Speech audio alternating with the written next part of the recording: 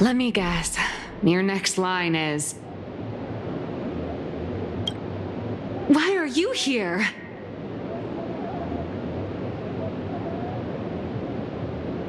What's the problem?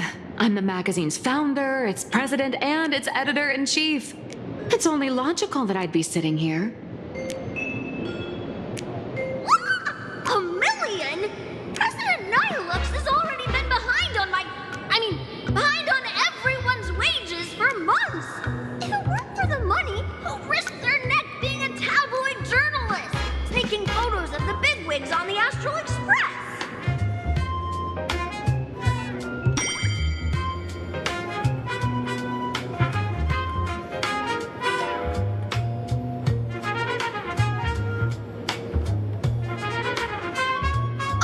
Who doesn't pay wages has no right to sit here. They belong in the underworld. Idiots. Without me, you'd all have been locked up in some Department of Aberration Defense painting prison long ago. And you still have the gall to demand wages from your savior. Have you ever heard of the sensational serial thief case, Phantom Furbomorph? It happened in the year 1996 of the Arcadian calendar. I'm sorry. I was wrong. I shouldn't have talked back. I'm sorry for being born a Virgo. Beep boop. Even if you've got dirt on us, making us work for free is way too ridiculous. We've had enough. We've overthrown the boss. We've got a new president now. Please stand up for us. Welcome, traveler. Furbo Hot Pot requires a reservation. Rumors are 10,000 credits apiece, and if you're looking to hire a hitman, just head right down the hall to the storeroom. Oh, or maybe... You came to meet the brilliant, charming, and universally adored blurry QR cult. Well then, truth be told, that person is actually...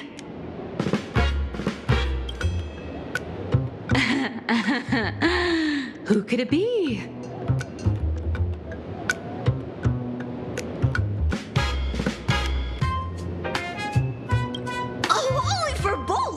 My paws can't even hold a pen!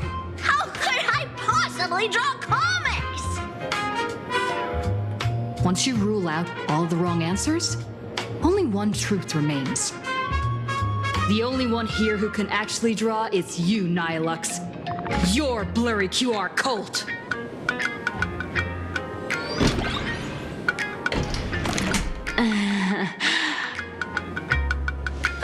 You saw right through me. As a reward for seeing through my disguise, how about an autograph or a photo? Allow me to reintroduce myself. I'm Nihilux. You can also call me by my pen name, Blurry QR Cult. Aw, no wonder you were tagging along back at Perlux Tower, acting like you knew us so well. Wait...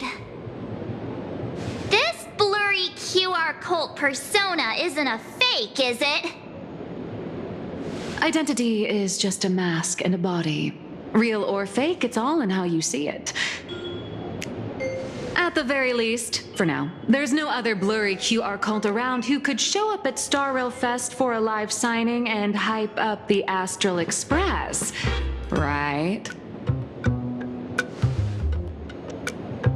So, you already know why we're here. Just a little deduction, that's all.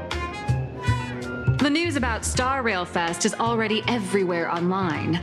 Knowing how that perfectionist Madame Pearl operates, she's definitely pulling strings to make your collaboration a success. Naturally, having me step in was part of her plan. If that's the case, will you... That said, I'll have to respectfully decline. Not to brag, but Fluffy Across the Blue is ridiculously popular in this world. If tickets weren't limited, the line would wrap around the planet twice and a half. That's not a signing event, but a public execution, right? Yeah, that does sound pretty horrifying.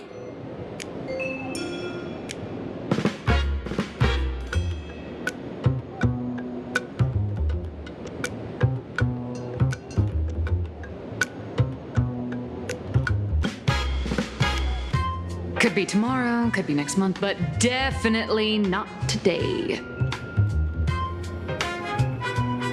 So tell me, Miss Nihilux, do you really have the right to refuse us?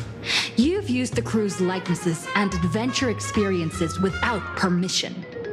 Surely you owe us some form of compensation. Why are we talking about this all of a sudden? Today, on behalf of the entire Astral Express crew, for your violation of our publicity rights, emotional damages, and lost wages, I hereby demand 1.6 billion credits. How did you work that out? Believe it or not, I don't have a single coin on me right now. That's impossible. Just your royalties alone should have made you rich. Due to, unknown circumstances, my luck with money hasn't been great. But I get what this is really about. You're not only after cash, are you?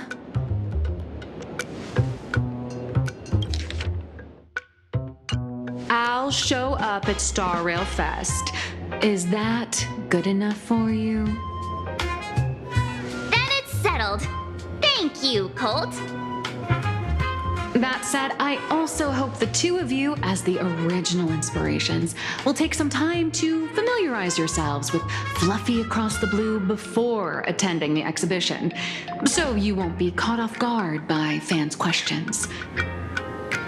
Time to attend Miss Nihilux's class. Please follow me.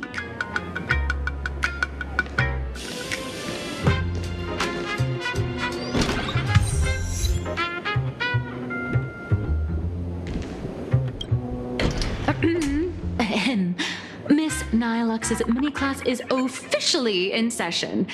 If you have any questions, feel free to ask at any time. Miss Colt, why did you pick the Astral Express as the theme for your comic? Well, I'm all about realism, but sadly, my previous works like Acheron's Godslay, Galaxy Ranger Saga, and dozens of others all got canceled. If you hadn't beaten Iron Tomb and boosted its popularity, this one would have been canceled too.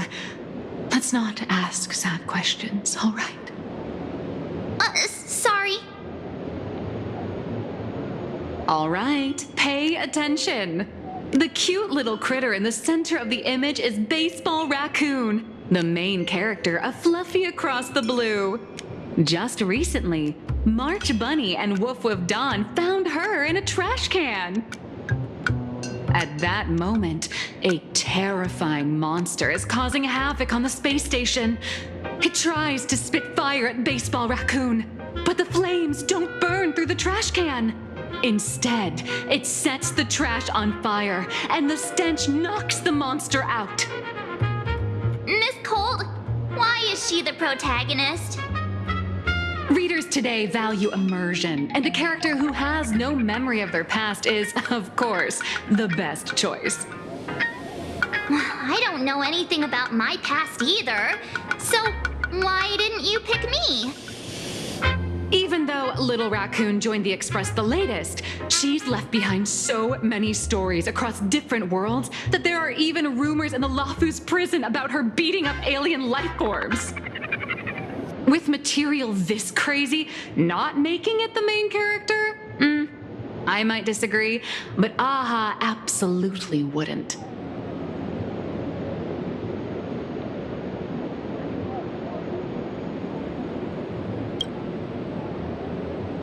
Stick to being the Baseball Raccoon, okay?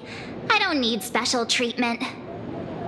March, the Fluffy is just a comic.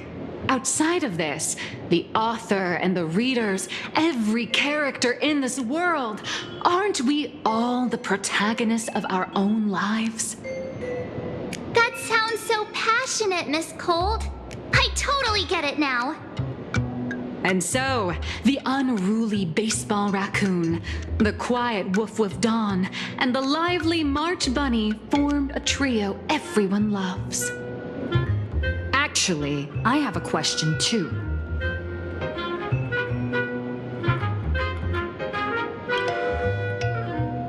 Ever since I got punched in the face by sales numbers, I've grasped a universal truth. In today's world, fluffy, cute animals are always a crowd pleaser. Seriously? Even I feel like I can't compete with Pom Pom's cuteness. Designing the adult versions took some work.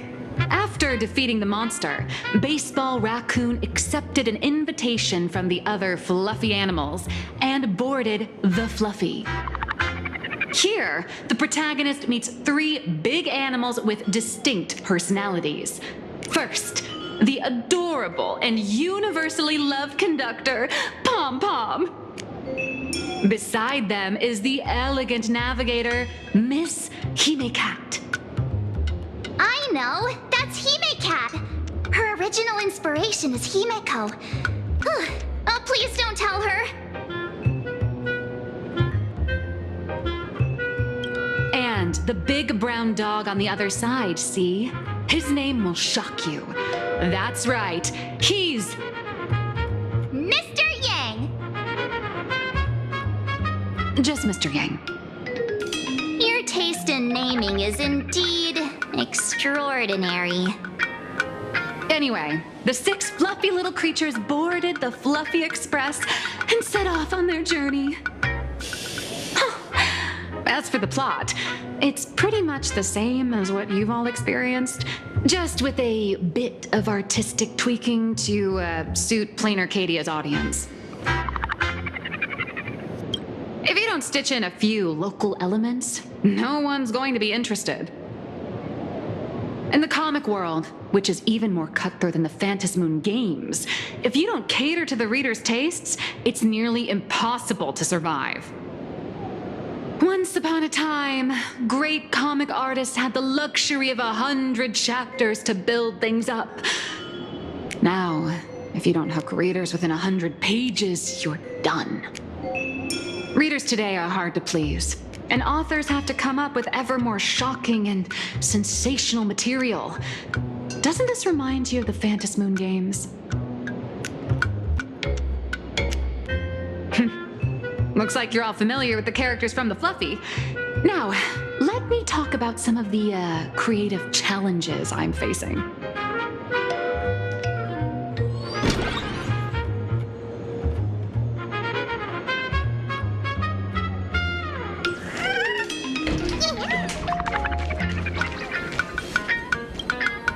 So, what do you see on the Fluffy stands?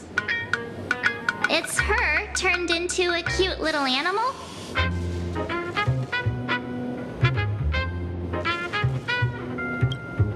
Yes, this is the character, and you're the inspiration behind her. But even for someone as interesting as you, there are many backstories that readers don't care about, don't want to know, or don't feel obliged to understand. A comic artist's job is to capture the most interesting parts and present them to the readers. The cute and clever one is March Bunny. The unruly but reliable one is Baseball Raccoon.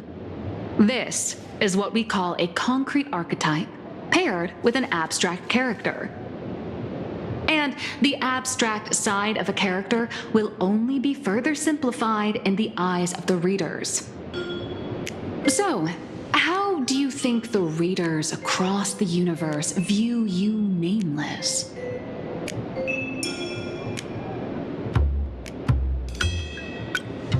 Don't underestimate your influence.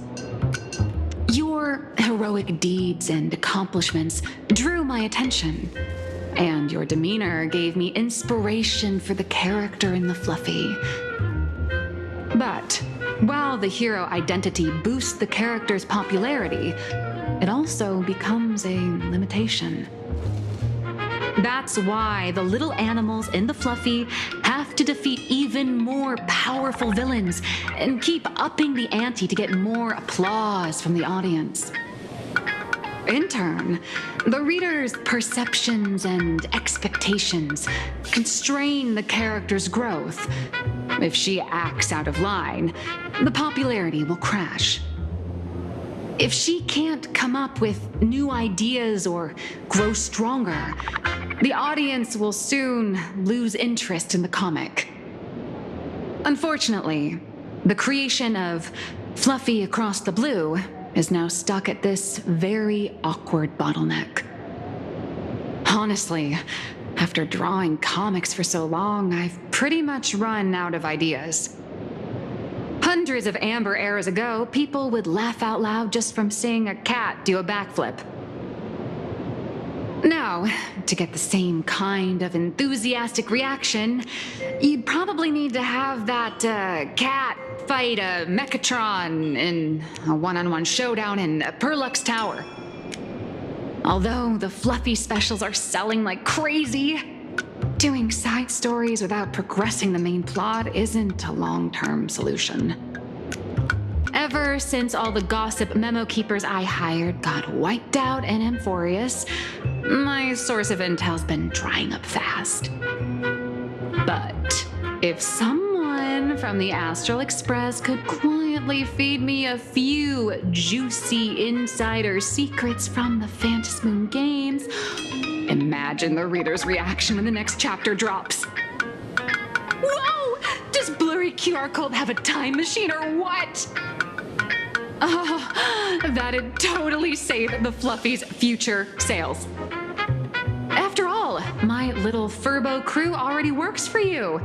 Just have them slip me a copy of the Phantasmoon Games press release. Let's call it buying your exclusive adaptation rights. We'll do a 50-50 split.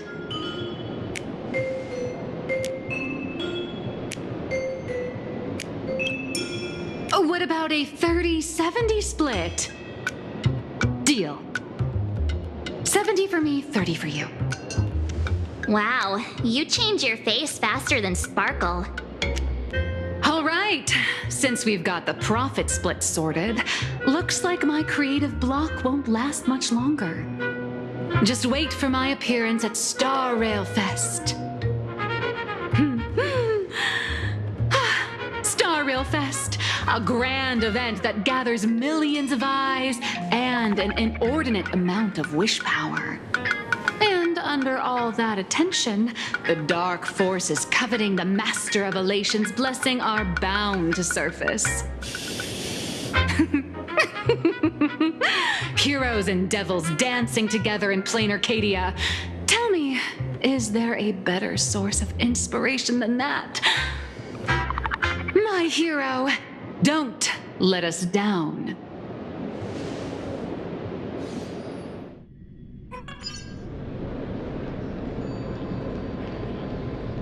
A supplicant is the master of wish power, but wish power can also become the shackles that bind the supplicant, forcing them to fulfill its desires.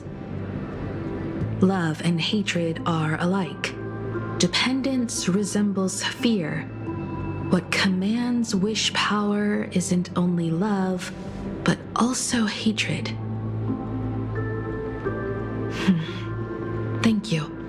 These notes will really be a big help to her. Good. I'm so glad to be of help. For generations, many members of our family have attempted to enter the Phantasmoon Games, hoping to rely on the Aeon's immense power to lift the curse afflicting the Graphia bloodline. Some came close to the mask, but could only watch as history passed them by. Others wore it, only to fail in the end. That was until 400 years ago, when your great-great-grandfather Hero won the Phantasmoon Games, and successfully gained an audience with Aha. But the family's curse was not broken. In his notes he wrote, "Just as the god of destruction cannot cradle a bouquet, so too is the god of elation powerless against a curse. Such is the cycle of cause and effect." Father, are you wondering what it was that healed me? I know you're keeping something from me. But I don't care what cured you 15 years ago. As long as you're alive, I can wait until the day you're ready to tell me. Still, as a father, there are things I must say, even if you don't want to hear them. As an artist, I'm fascinated by fleeting lives. How they struggle, they suffer, and in doing so, reveal a brilliance worthy of time's memory. But, as a father, I can't stand by and watch my daughter walk into tragedy. I bless you to be a hero, to welcome the same end as Ashveil. Those are words I could never speak. The road ahead is shrouded by uncertainty, and that's why someone must take the first step to trailblaze a path others can follow.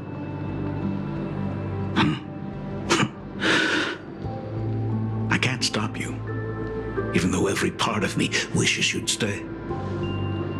But this is your choice, my daughter's choice. All I can do is stand by you quietly and pray you'll come back safely.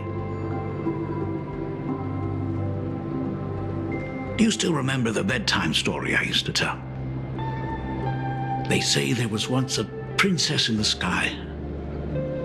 Day and night she painted in her celestial garden, untouched by the joys and sorrows of the mortal world. One night, a thunderous sound echoed from her painting.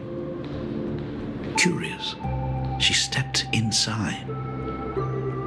Through seas of flowers, across mountains, until she reached the world's edge. There stood an ancient tower, so tall it pierced the heavens, so vast it seemed to hold the universe itself.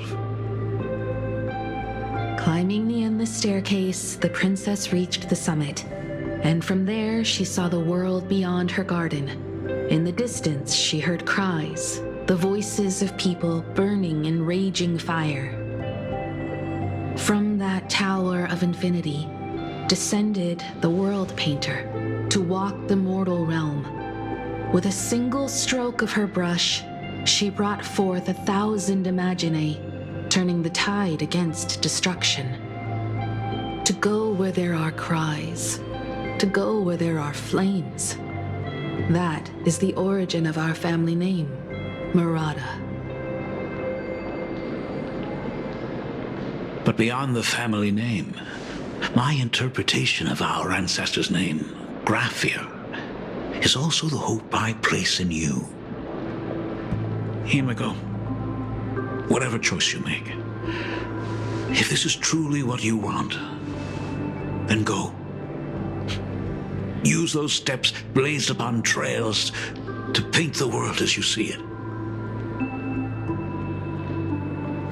Thank you, Dad.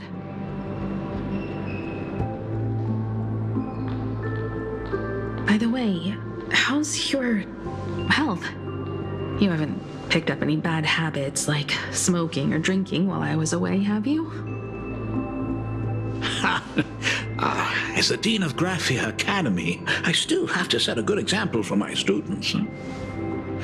It's just, my tendinitis keeps acting up. My herniated disc is getting worse. Himiko, how long will you be staying? At least until the lunar cycle shifts. I'll stay here in plain Arcadia until then. I see. If only the Phantom Moon could stay full forever. Himeko. Safe travels on the trails ahead.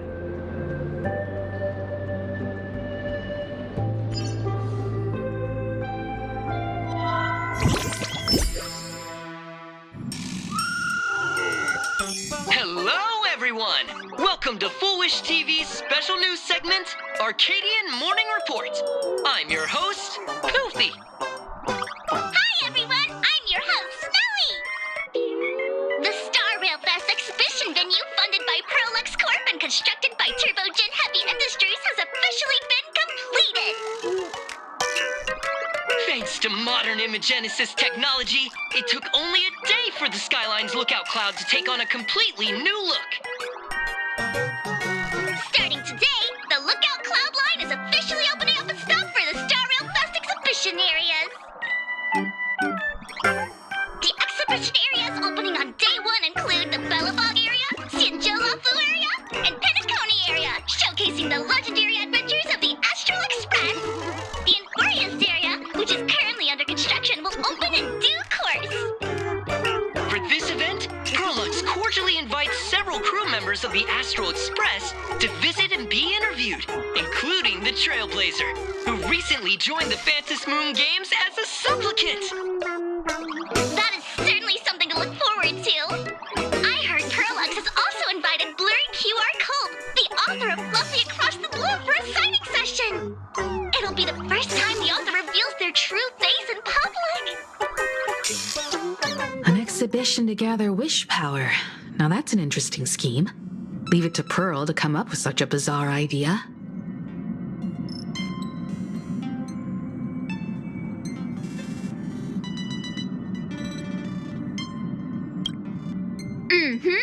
Pearl is also mobilizing Prolux's resources to promote us.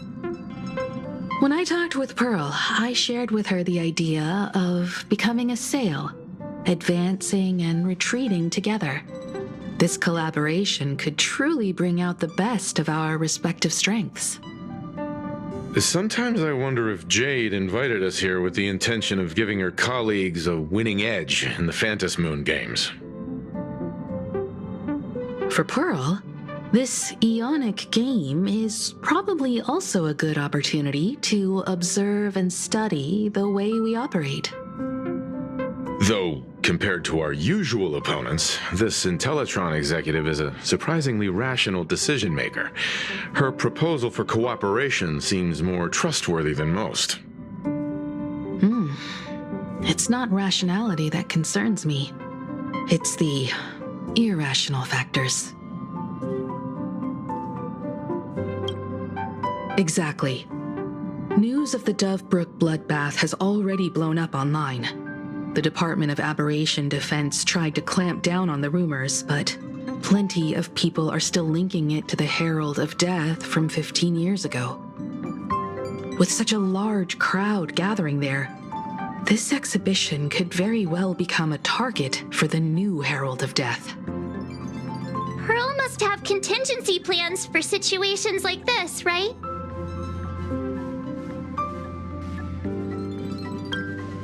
That old guy? No way! Whatever Pearl has planned, we must consider the possibility that the Herald of Death might attack the venue. We won't just be there to showcase the Astral Express to the people of this world. We'll also need to stay on high alert for any suspicious activity. It's about time. You should get going. Someone's got to stay behind on the express to keep the conductor company and be ready for any emergencies that pop up. You guys have fun out there, but stay safe. Contact me right away if anything comes up. They're both out on a mission with General Yao Guang. Don Hung is tracking Blade's whereabouts, while Sunday is working with Miss Ting Yun. Both of them are tied up. Looks like they won't be able to make it to the exhibition this time. Looks like the heavy burden of documenting our travels falls on yours truly once again. I'll make sure to snap tons of pics so I can tell you guys all about the exhibition when we get back. Star Rail Fest, here we come. Say, this is a pretty good spot to set up a Sparksicon. Please be mindful of your personal